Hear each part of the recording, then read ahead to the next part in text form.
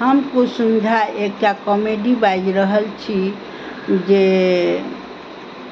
हकार पुरला जाइ छै ओहि अङ्गनामे किछु किछु जे वृत्ति छूटि गेल रहै छै तऽ लोक बता दै छथिन। कतेक बहुत नीक लगै छनि, कतेकके बहुत खराबो लगै छनि।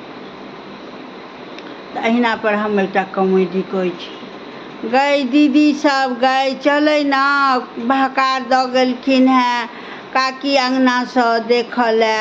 हाँ हाँ चलै छियौ रुकै रुकै चलै छियौ देखऽ लए, चलै जाइ जल्दी सने। ये काकी ई पातिलमे तऽ लिखले नहि अइ विषहरा पंचमीके पातिल सबमे विषहरा लिखल रहै छथिन से लिखले नहि अइ।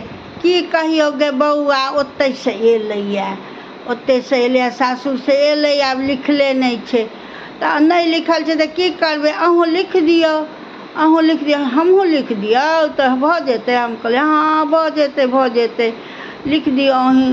ई पंचमी मधुश्रावणीके जे पातिल रहै छै ने, ओहिमे विषहरा लिखल रहै छै।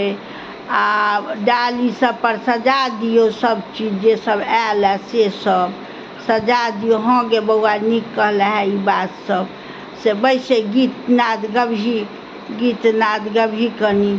हाँ ये काकी गीत नाद गाबि दै छी, लेकिन कए अङ्गना हमरा जेबाक अछि तऽ की करू, एगो दूगो गीत गाबि दै छी जाइ छी।